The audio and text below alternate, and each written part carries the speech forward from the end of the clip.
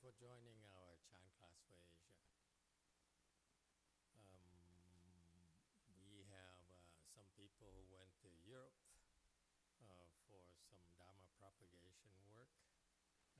They will be presenting a report, a short report, comes this Sunday, U.S. time.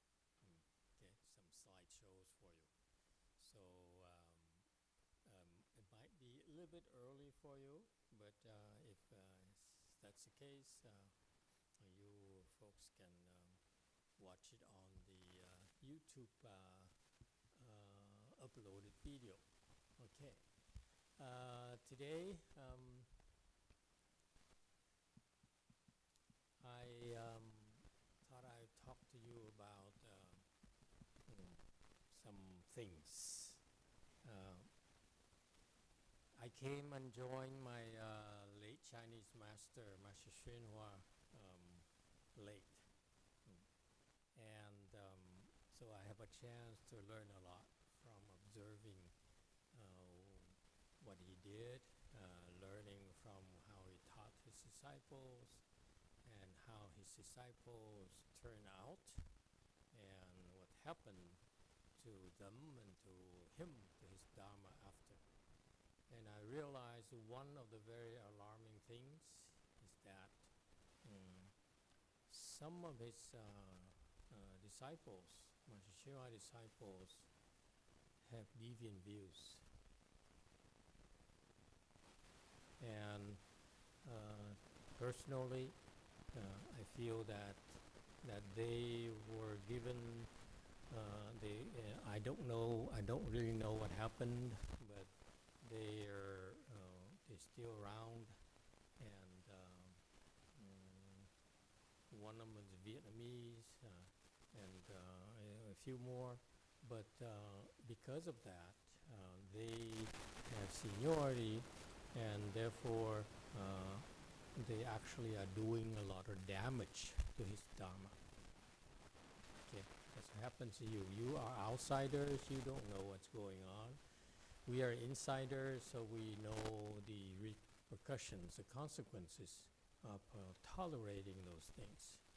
So that's what I feel this is one of the real dangers for harboring people or frequenting people with deviant views.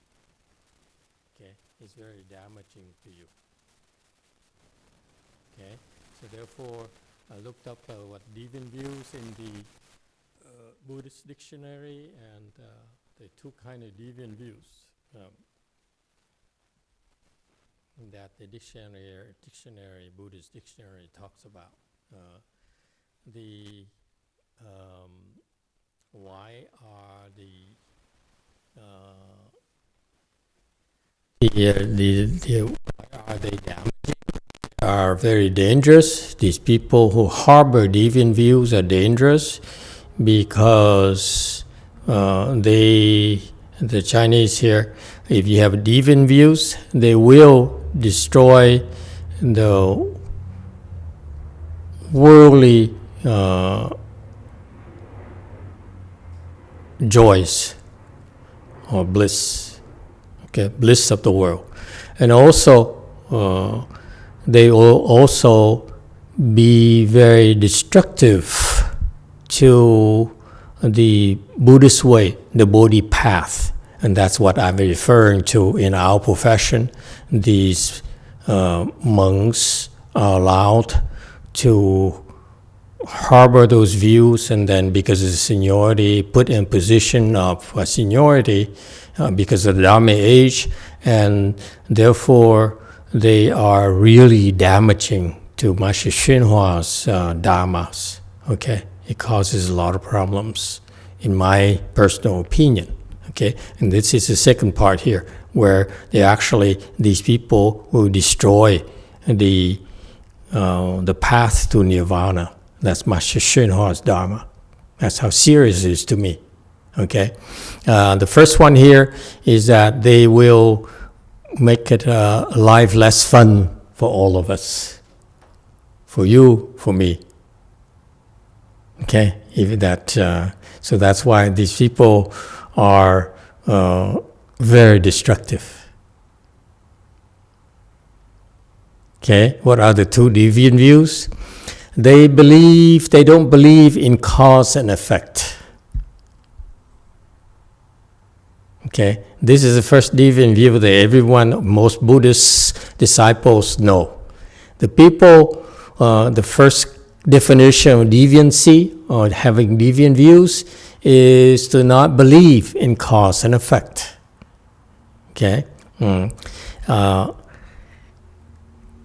and this has a way of taking you away. These people who have deviant views will believe in deviant views, will make you get lost and will drive you away from the path of goodness. Because intrinsically, your nature is a nature of goodness. You're born good. When you came to our world, you're a good person. Okay? And through social conditioning, especially from our parents, our families, we pick up some deviant views, some corruption. Okay? And what are these people? How can you tell them? They say that there's no joy, there's no fault, there's no blessings. Okay? And there is no thus come one, there's no worthy ones, there's no sagely people. They don't believe in that. Actually, they call themselves as sagely. They are certified themselves to be sagely, to be worthies. Okay? And eventually, I know some people, Master Shah disciples who died already, they fell to the hells, a Vichy hell in particular. I know them. They're down there, suffering right now. Okay? And when they were in the world, they really spoiled our fun, the joy of living, la joie de vivre in French. They're not fun to be around.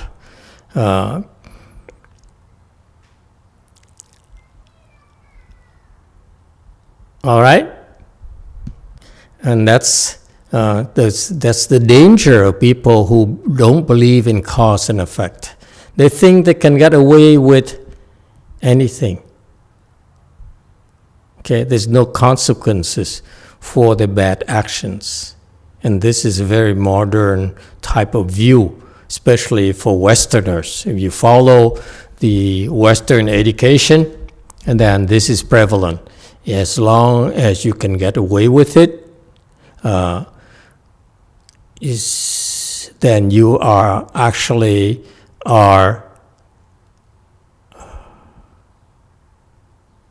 pull wool over others' eyes, and therefore you're smarter than them, and therefore it's perfectly okay as long as you don't get caught. All right? And so their evil deeds multiply because they're finding that there's no consequences. They get away with it. Okay? So they become more and more destructive. Okay? They stab you back. They slander you. And there's no consequences to them yet. These people, I assure you, such disciples of Master YongHua fell to the hells already after they died. In spite of all the help of their Dharma brothers and sisters, they still fell to the hells. Okay? There's some serious consequences that these people, when they're alive, they don't believe that they will have to incur this lifetime. Okay?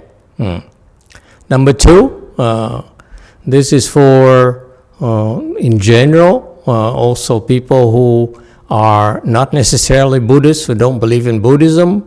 They are greedy and they're very attached to the self.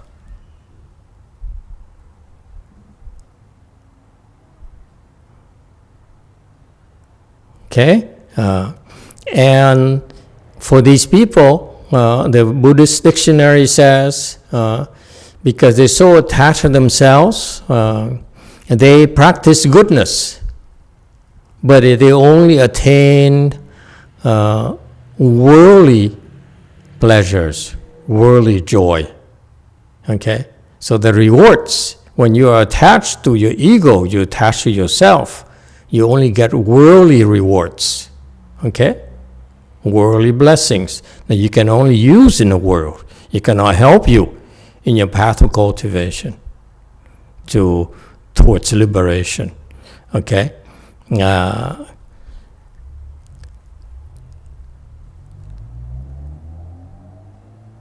therefore, they will never reach nirvana, and that's why these viewpoints will destroy the path to nirvana.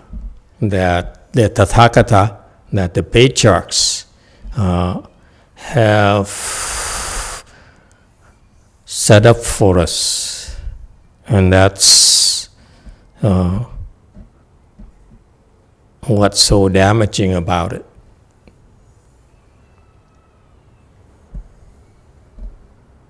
Okay, any questions so far?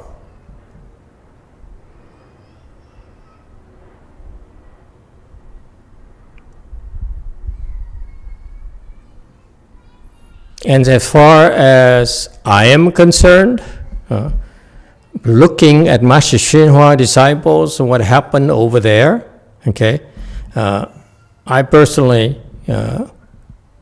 make you a promise I will personally try not to harbor them. Okay, I will give them plenty of chances to change their views. But once I've determined that they are not willing to change their views, and I will give them plenty of chances, I will encourage them to leave. If they don't leave, I throw them out myself.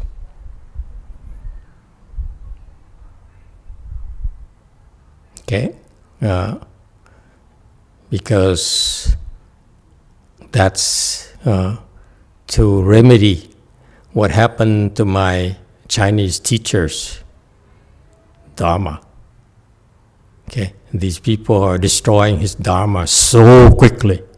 It's so damaging that I personally don't feel like going to their temples even.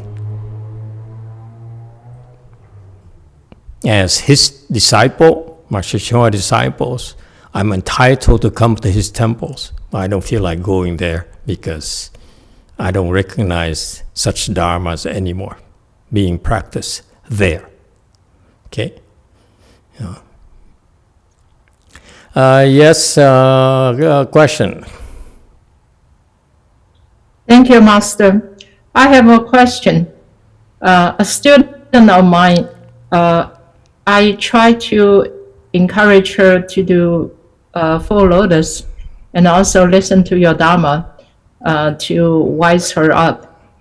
And initially, she agreed to take on meditation, start from sitting up to Full Lotus for 1 hour and a half. But after listening to your Dharma for several months, she said she couldn't do it anymore. So I asked her why. She said two things, and she doesn't believe cause and effect. Also, she doesn't believe reincarnation. I don't know what to do. If they don't believe, they don't believe. It's called deviant views. It's not a whole lot you can do. Even my own teacher, Master GFCMC, with all his great wisdom, he could not change those people. They've been with him for a long, long time, much longer than I have in terms of Dharma years even. And under Master Hsuan even when he was alive, he himself, Master Hsuan, could not change their views. So how could we? I can't change. In my personal case, I try to change some of my disciples' views, and I can't. Lay people, left home people, I really could not. So I have decided to cut the ties and no longer have her as my student. I'm sorry, no longer what? I said I have decided cut the ties. Well, they have the right to live their lives. If they don't believe, or what they believe is their own personal preferences, we have to respect that. I just said I myself personally would not empower them to represent me or represent my Dharma, okay? And speak as if they are the expert of my Dharma. So I would disassociate myself from them. Okay. Yeah, that's what I will do. Is I have decided to remove her from my research group. Because these people are dangerous, as I told you. It's not about being a monk or nun, but about people in general. If they have such deviant views, they don't believe in the path of goodness. In a way of life that is about goodness, and therefore they are really detrimental to our society, I feel, okay? And they have the right to be here. It's not my decision, okay? And I respect that. I respect the right to be here, but I will not empower them. I will not recognize them. I do not want to be associated with them in any way at all. And I want you to know that personally, I give everyone a chance. Will you come to me and say, Master, I'd like to learn Chan? I will teach you Chan without any hesitation. And part of the Chan practice is that for you to go further and further high up, it requires your heart to be gooder. That's so fundamental. If your heart cannot become gooder, personally, I would tell you frankly, you're wasting your time. You can fool me all you want. You can pretend to be good and say the right things that you're supposed to say. Kiss up to me. But fundamentally, if you're not gooder, you will not be able to go a lot further at all. Okay, so you're only hurting yourselves. It has nothing to do with me. You are the one here. Yeah, in these slides here, the Buddhist dictionary says, fundamentally, you're hurting yourself. You're hurting your chances for being happier, for having a really, really wonderful life, and even more and more wonderful life. Okay, you're doing it to yourself. It's not me. It's not Master Hsuan. It's that you are shooting yourself in the foot.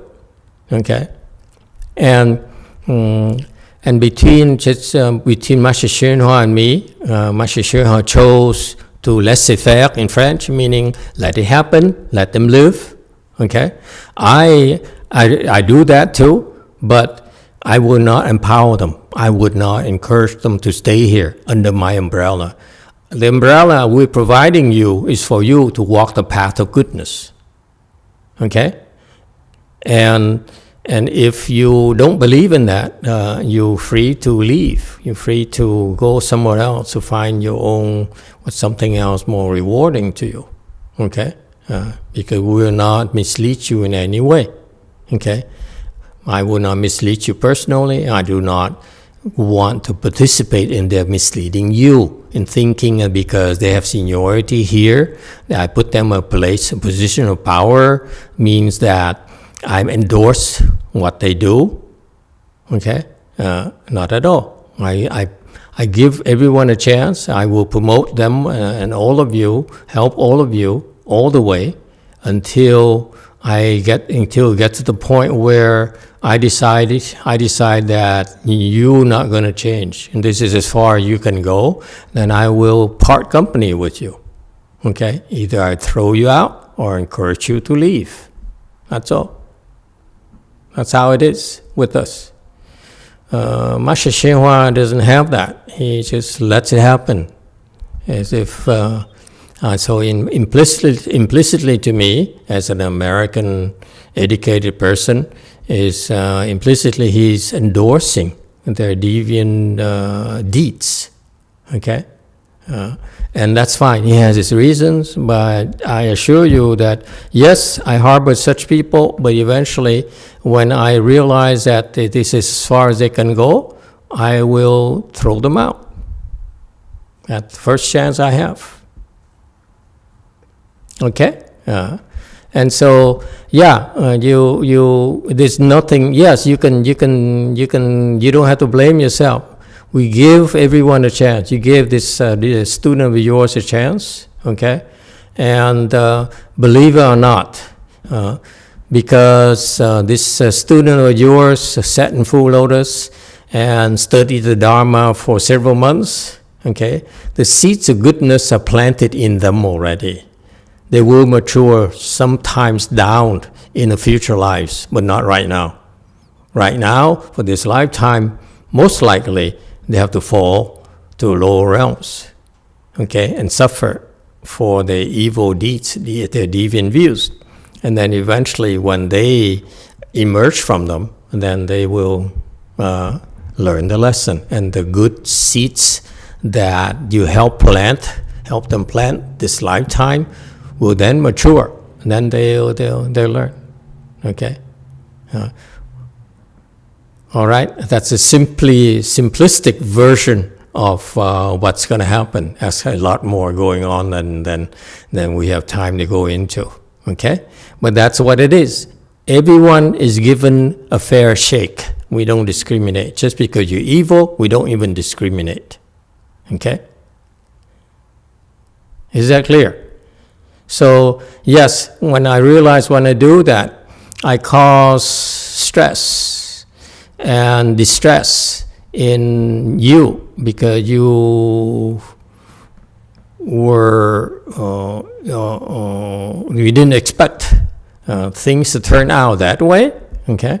But that's part of your training too, okay? All we can do is try our best, that's all. We're going to make mistakes. And we're going to get hurt, and then we recover from it. That's what life is about. All right? It's not about safety. It's about how quickly you can recover. Okay? All right. So according to these two deviant views here, they're very dangerous. Number one, those who don't believe in cause and effect. Number two, those who are very, very greedy and they're very attached to themselves. Okay, these people are trouble for the world. Okay, my best advice to you is be careful. Yes, they could happen to be someone close to you. It's not uncommon for your better halves to not believe in cause and effect. This is the Dharma ending age after all. But if you have a choice, okay, find yourself, you look for a partner, look for a wife or a husband, find someone who's number one, believe in the path of goodness, and don't call it cause and effect. But cause and effect is about believing in doing good. It's because in the past they have such blessings already. They did that already. That's why this lifetime they continue to believe in goodness.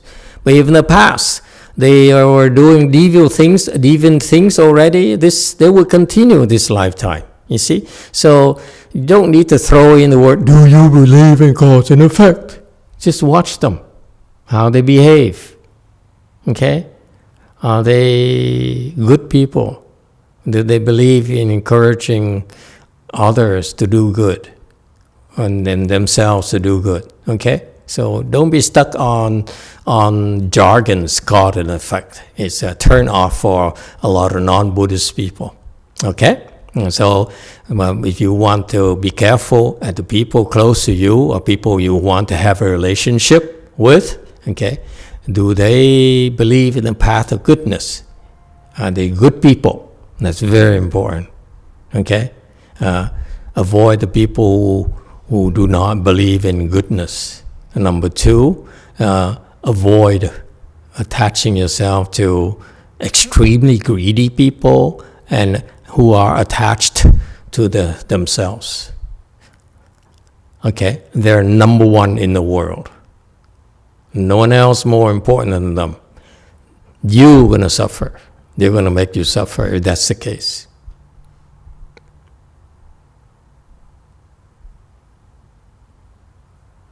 Questions and comments? Furthermore, the Buddhist dictionary also says, what about the retribution for these people who holds these two types of deviant views? What are the retributions? Okay, now, and what are the number one? This is another clue for you. The born into deviant views family. I was born in a deviant views family. My family, okay, they have money, they're successful, but it's from scamming others, from stealing from their employees and their investors, okay, and their customers, okay, and I was surrounded by my siblings, virtually all of them, except for one, have deviant views. My parents are Buddhists, okay, happen to be Master YongHua disciples, okay, but they also have deviant views. So I understand about deviant views. I had deviant views, I admit to you, until I became Master YongHua disciples. Okay, I woke up from my dream. Okay, so that's a retribution. Yeah, I'm speak from personal experience. Okay, so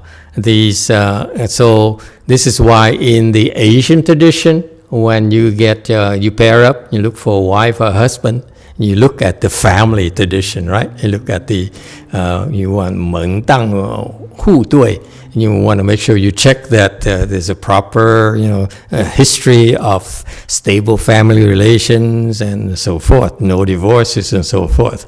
And so there's ancient wisdom there, where when they used to do matchmaking for looking for wives or husbands, right? So there's some ancient Asian wisdom there. Okay, because it's the deviant views family is trouble. They will have trouble. Here in the U.S., it's very hard for you to see because a lot of rich families I know, they're very wealthy. They own beachfront properties, and they are really trouble. They are addicted to alcohol. Elon and some rich people, famous people, openly admitted that they use drugs so that they can work longer hours. They increase their productivity. Nothing is further from the truth. Okay, and because for drug use, I believe that some of these people are so erratic in behavior. And they're hurting themselves and the family. And by the way, if you use drugs, okay, and your father used drugs and mother uses drugs,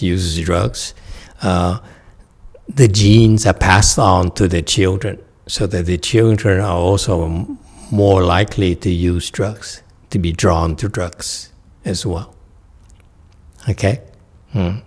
And when you have that, when you meditate, you will see that when you reach a certain level, you realize that you have to address the drug genes in your body, because they're very damaging to your health.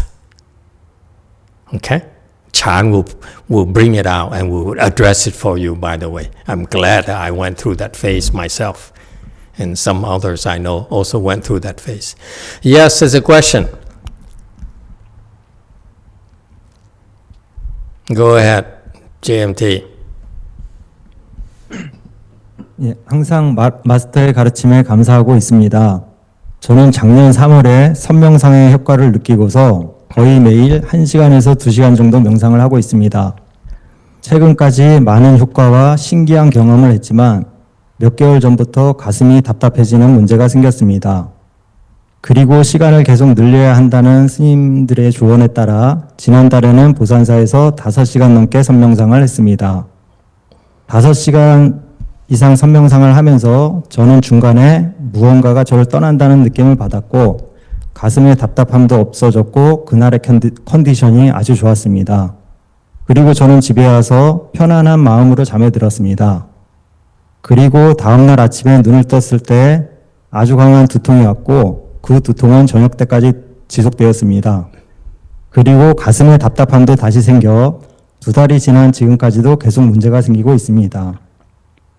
마스터의 법문을 들어보면 그것의 해답은 그것을 이겨내고 계속 결과보자를 해야 한다고 하실 것을 알고 저 또한 앞으로 계속 결과보자를 할 것입니다. 그렇지만 혹시 그것 외에 또 다른 조언을 해주실 것이 있나 해서 질문드려 봅니다. 감사합니다.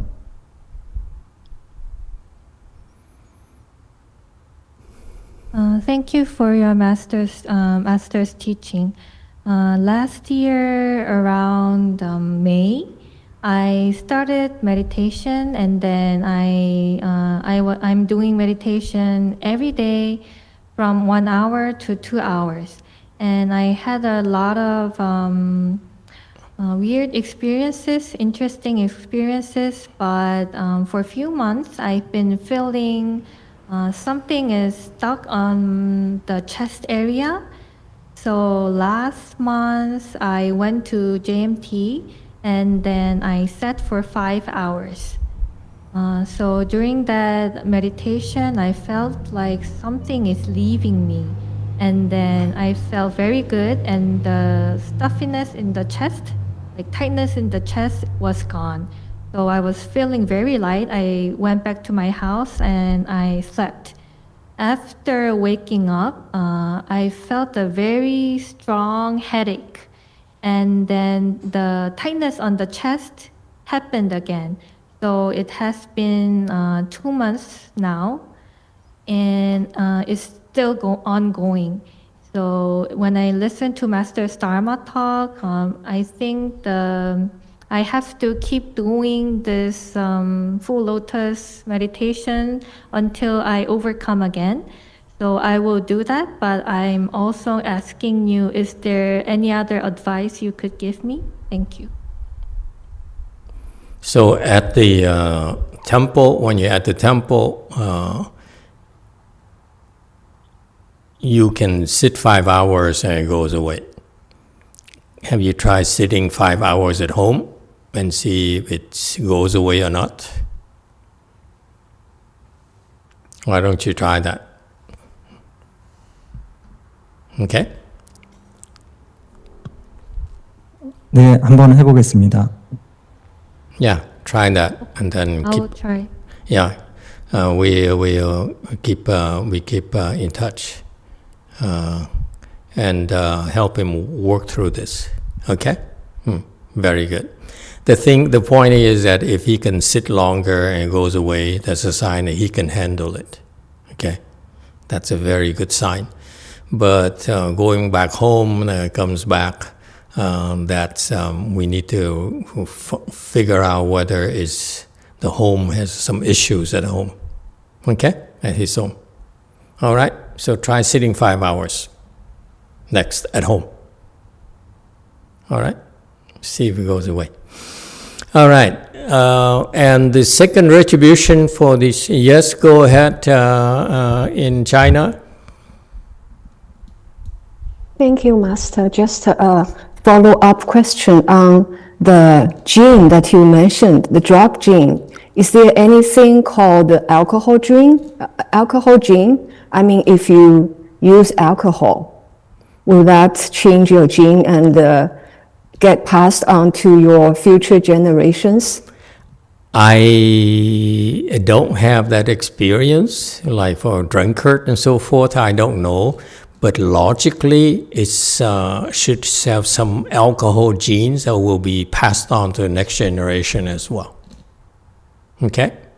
This is my thinking, although I don't have any proof for that. So logically, it should have that as well, as being passed on to the next generation. All right. Thank you, Master. Okay. Second retribution. Okay.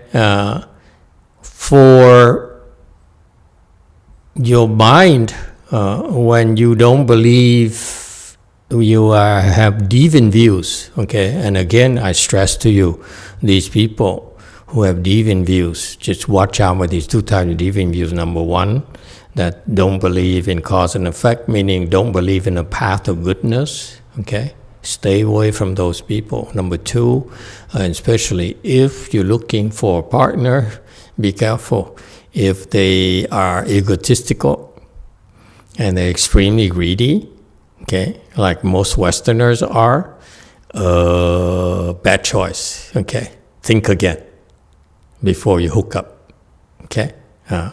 Be very, very careful. But these people have such deviant views. Their mind in the future, and then the mind becomes is not proper, is not straightforward. How many people who are not straightforward have you met around you? Isn't it scary? Look around you, your friends, acquaintances, okay? How many of them are straightforward? How many of them are proper? Isn't it interesting? I find this so fascinating, okay? And not only that, our society, especially for salespeople or people who are successful, their mind are actually very deceptive, meaning manipulative, yeah? And they are not, they are crooked. They can't be straight. They can't talk and be straight with you. It's always not straightforward. It's always crooked. Okay? And that's another indicator of people who have deviant views. So what are the point here is that how do we use this information? What the retribution for the people who have deviant views? The number one is that look at the family, okay? Look at the family history. What kind of parents do they have? What kind of siblings they have? Okay, that's a confirmation for you. Number two, look at them yourselves. And then you find out they're not straightforward. They have a hard time being straightforward, okay? And they are not proper, okay? The comportments, you know, I like to tell you, for example, I observe my left home people. When they come in, I observe them. And I tell you this, the way they walk, they go like this. The swing, okay? Well, people who are straight and proper, they walk straight, like in our comportment, walk like a breeze and stand straight and sit straight, right? But these people, they walk like this. You notice that? In my sanghas, I patiently wait for the chance to correct them.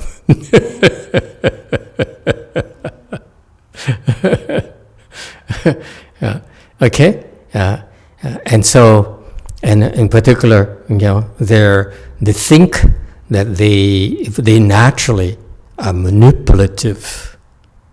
Okay, they gonna manipulate you to get what they want. Okay, so watch out for such people. Okay, if your mom is like that, run away from home. Or as soon as possible. Okay. Okay, they're not straightforward. They have a hard time being straight. Okay, they always have excuses. Okay, and they're so manipulative. It's so easy now. Manipulative, I thought it's just like because people are so smart, they think they're smarter. Look at everyone else. They think you're so slow, you're so stupid, so they have to manipulate you to help you, right? That's what they really believe. But it's based on deviant views. Isn't it interesting? Yeah? How many people that you know, look around you, who are deceptive or crooked? Most professors are deceptive and crooked. Yeah? They are.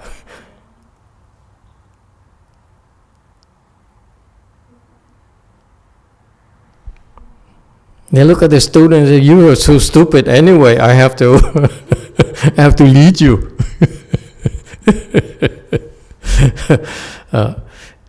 All right. I'm not saying that all the professors are. Most of them are. Okay? All right. Any questions? Okay.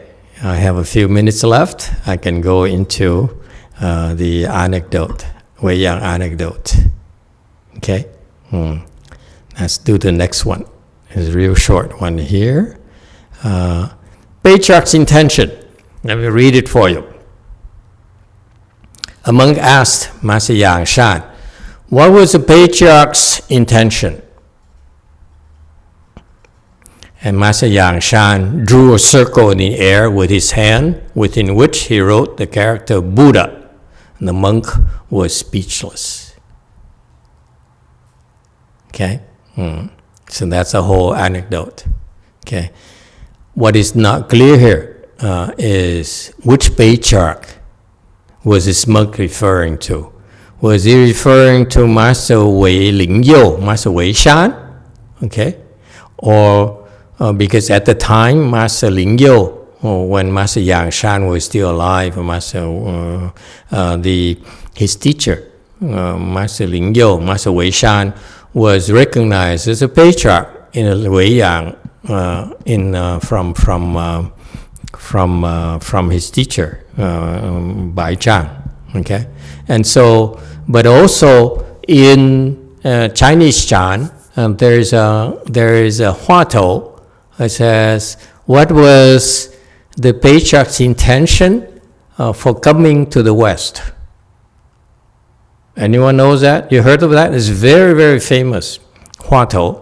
Okay, some of the Huatou that the Chinese were taught is that what was the patriarch's intention, 主事的意, for coming to the West? Meaning, what was Bodhidharma's intention when he left India and went to China? So that was a Huatou. I don't know if that's the case in Korea, in other countries, in Zen as well, but it's more so in Chinese, where the Chinese like to ask, so what was Bodhidharma's intention when he went to the West? West is because India, with China, was to the west of India. So when the Bodhidharma left India for China, he went west. Okay, and so that was a very, very very big Huatou in a Chan school. So what was the patriarch's intention? So this may have to do with that. Not necessarily Master Wei Shan is the patriarch, but this is probably referring to Master Bodhidharma. Okay, what was Bodhidharma's intention for going to the West. Okay? Or you could also interpret it as Master Wei Shan's intention, whatever it is. Either way, okay, if you choose it to be either Master Bodhidharma as a patriarch or Master Wei Shan as a patriarch, it's still a very good huatou for you to practice, for people to practice. Is that clear? So at this point here, it really doesn't matter. We don't need to know exactly which patriarch is referring to. You can choose one for all practical purposes. Okay? And you can ask, you can say, what was the patriarch's Ma Zu's intention? Okay? That works as well. What was Bodhidharma patriarch's intention? What was Wei Shan patriarch's intention? And yes, in our times, I was Master YongHua's intention for coming to America. Okay? All those are valid huatou. So far, so good. You can practice any of those, by the way. Okay? And so, when it was asked of Master Yangshan, he drew a circle in the air, and then he wrote inside of which the full character. And the monk had no reply for that. So what does it mean?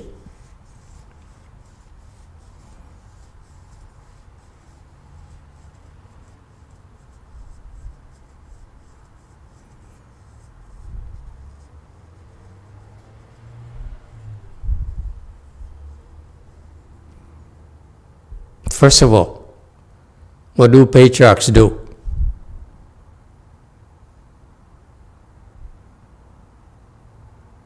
The patriarch's role is to establish a path, a very efficient path for our generation, for their students' generation, a path for them towards Bodhi.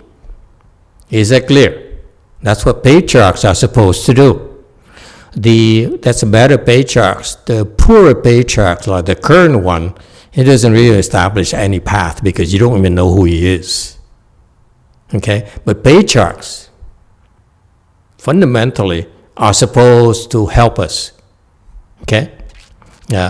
Help our generation, your generation, devise a path for your generation that is more appropriate for your generation to reach Bodhi. For instance, if you were to do huatou right now and ponder, as I said, you can choose 4 or 5 different cases of patriarch, whichever patriarch you want. It works. They all work for that huatou.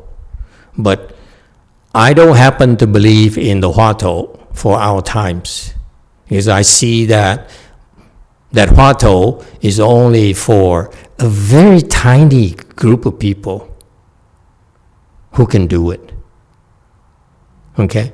Even when I went to Korea, and they know that order, and that there primarily they teach huatou, coming back from Master Sung Cho, who advocated huatou, and then I look at them and look at the history of their practitioners.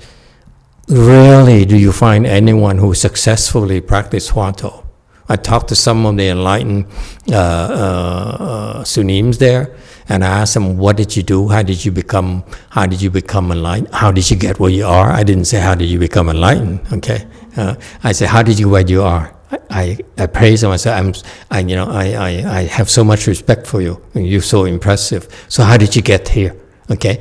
And the ones I talked to, no one told me they did huatou at all. There's one who got to 1G, and he recited the Buddha's name. He came to America to see me a long, long time ago at Lu Mountain Temple.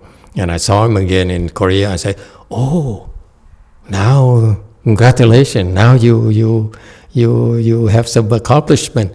And so I asked him, so what did you do? And he says, I recite the Buddha's name. Okay? And other monks as well. None of them practice Hua-To that I can see. Okay? And some of the monks I could not talk to, I look at their disciples, okay, who are like 4A and so forth, 4th stage Arhat. And I ask them, what is it you do? Okay? And again, no one told me that they practice Hua-To, meaning that their teachers did not teach them Hua-To at all, or if they taught them Hua-To, it was not very helpful to them. So far, so good. But be it as it may, the point is that if you are still gung-ho about Hua-To, by all means, you can choose any of the five possible cases for Hua-To. What's the patriarch's intention? Okay, that I just told you, suggested to you.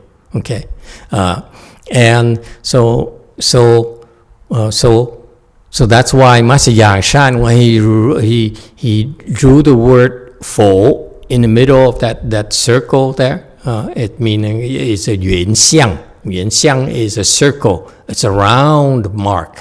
Okay, they call it a circle, or the Chinese people sometimes translates it as a perfect mark or a circle. Circle is considered to be perfect.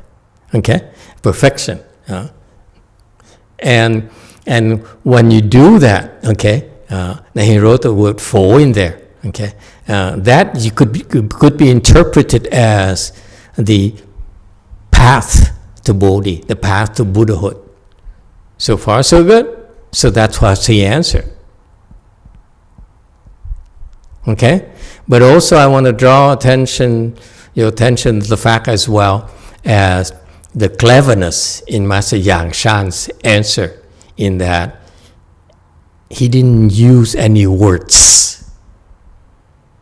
Okay, so that it's up to your interpretation. That's why the monk was speechless. He expected, the monk who asked the question was expecting some words, okay, some explanation. But Master Yang Shan did not say anything. So being in that Asian culture in the US, in the West, would say, what do you mean? Okay, but he's Chinese. So he's used to living ambiguity. Okay, so that's why he's speechless. Okay, poor Chinese people. Okay, I feel for you. In America, I have no problem asking you, and? And? So you see, the beauty of Master Yang Shan answer is that it's a perfection. Okay, the intention is for you to perfect Buddhahood, perfect the path of Bodhi. Isn't that cool? Isn't that beautiful? How eloquent, how elegant, how Chinese it is. For American, we can't do that. When we do this, no one understands it. What do you mean? Is it a zero? Okay, and even if you write Buddha in there, they cannot read it because Buddha is too long. Where the Chinese Buddha is very fast. You can see right away is a Buddha character, right? So it's perfection. It's a Yuan Xiang. It's perfect shape. Okay? Okay?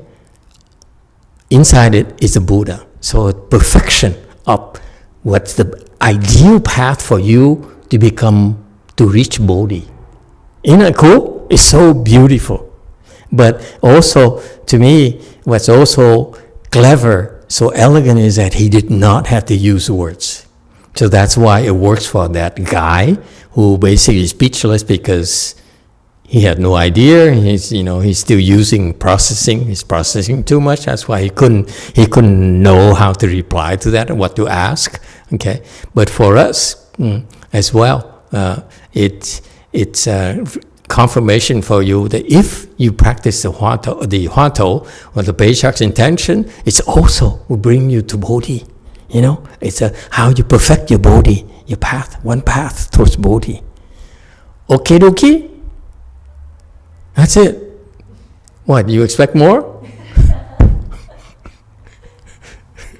It's called abstract chant, folks. Sometimes the Chinese is so abstract.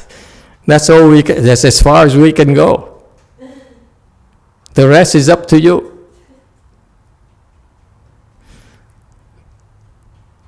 Anything else? It's beautiful to me that Master Yang Shang is so fast. You know, he just drew that thing there. There's so many things he could have done. Okay, he could have you know, done anything to this monk, but no, he chose to relate it to us in our generation because he sort of knew that monk was not ready to understand that perfect mark there, the circle with the fold there. Okay, so my first message to that monk is that it's none of your business. Okay, it's way beyond you, so it's none of your business. That's why he's speechless. So that's one way to shut him up. Okay, but because he's Chinese, it would not work for the Americans. I remind you again, don't imitate Master Yang Shan. It would not work here in our times. It would not work for me because I would not be shy about it. Could you elaborate for me? What is that round thing there? What is what you did it looks like a lot of scribbling there. Okay, so it was a good answer back then, but probably won't work today. Okay, it only works for the Chinese or the people who can read Chinese. It won't work for Koreans, Vietnam, you know, Americans, Cambodians. All right, and so that's what this anecdote is about. Okay, yeah. All right, stop here today. Thank you, everyone.